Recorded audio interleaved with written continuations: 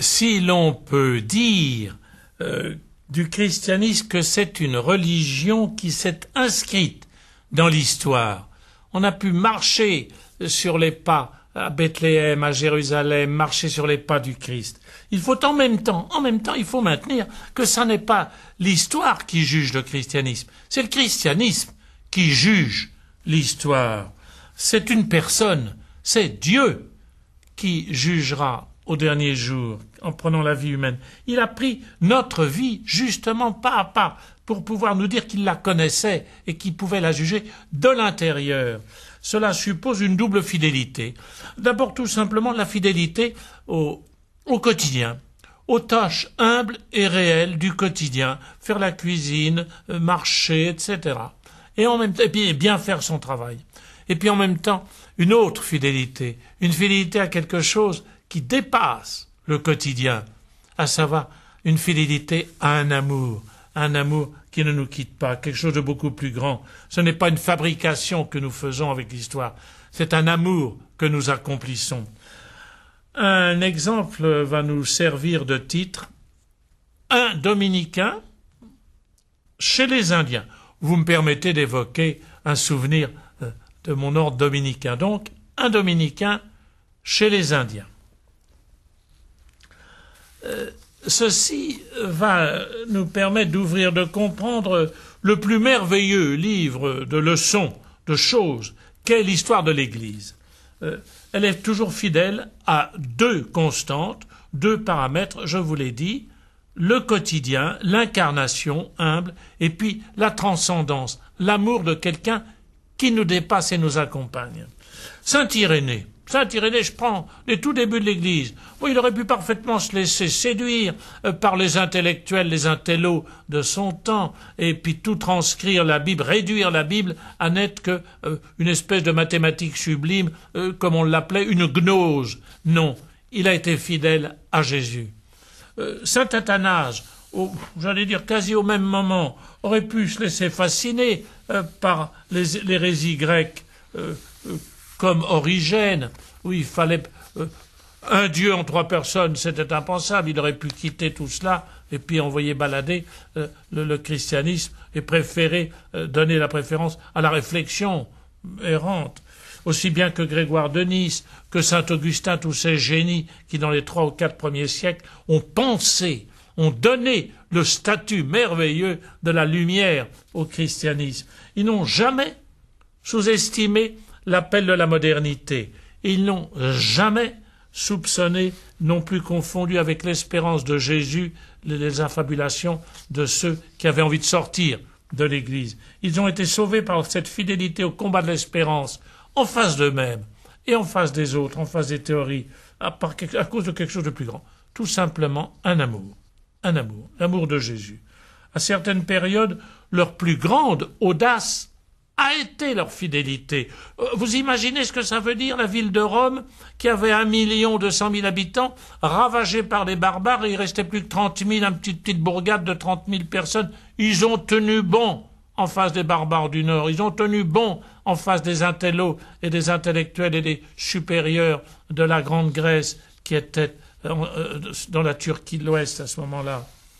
C'était l'humilité, une humilité inconfortable, parce qu'ils ne prétendaient pas être des champions de l'intelligence, mais ils étaient fidèles. Saint Paul, ça aurait été beaucoup plus facile pour lui d'éviter les soupçons des apôtres et de se replier sur le judaïsme, quand il a dit, il a tenu que la circoncision était quelque chose de secondaire, etc., etc. Il en a vu toutes les couleurs. C'était une folie pour un juif, pour un pharisien, que d'oser parler du Christ et du Fils de Dieu de cette manière-là, d'écrire en grec, de vivre dans des institutions romaines. Regardez l'épître aux Galates, c'est merveilleux, on sent toute l'âme, la ferveur de saint Paul qui ne veut rien perdre et tenir bon dans son humilité dans la fidélité. Et saint Thomas d'Aquin. Saint Thomas d'Aquin, dites-moi, un petit-neveu de l'empereur d'Allemagne, qui rentre chez les dominicains.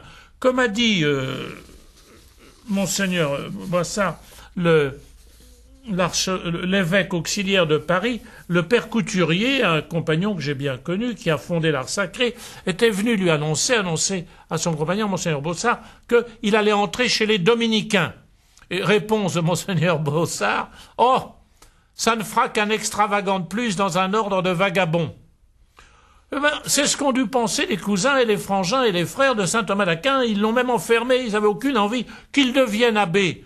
Du Mont-Cassin, une abbaye bénédictine, somptueuse, etc. Ça ressemblait à quelque chose. Mais se faire un vagabond de plus dans un ordre d'extravagants? Oh non.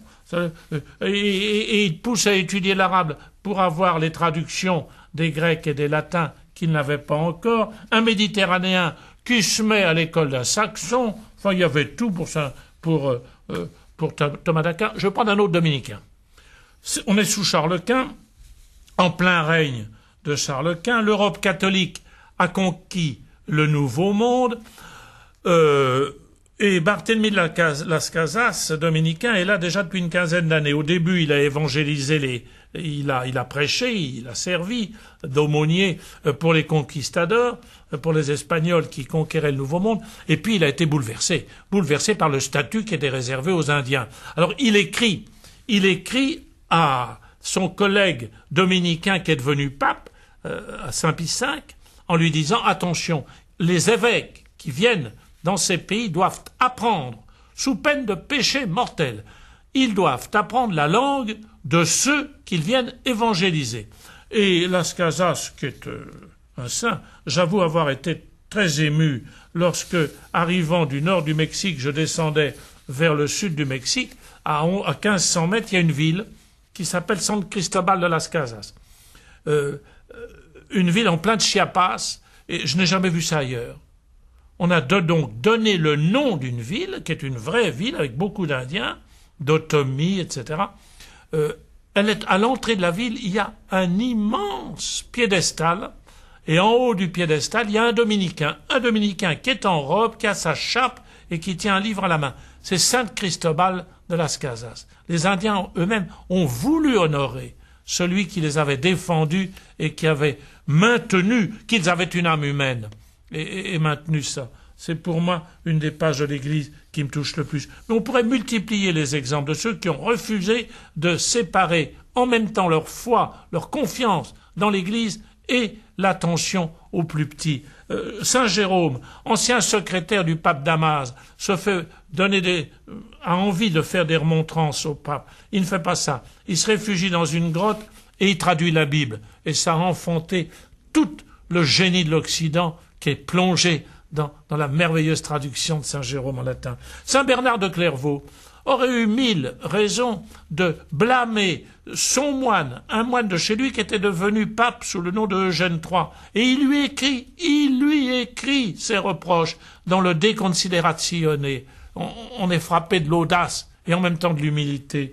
Et Saint Pierre d'Amiens, et Saint François d'Assise, et Saint Dominique, et Newman, et plus proche de nous, Lacordaire, et Jacques Maritain. Cela aurait été beaucoup plus facile pour eux de choisir la modernité, de se faire les héros, les champions d'une espèce d'orgueil intellectuel et de ne garder que l'un ou que l'autre sous prétexte d'être moderne.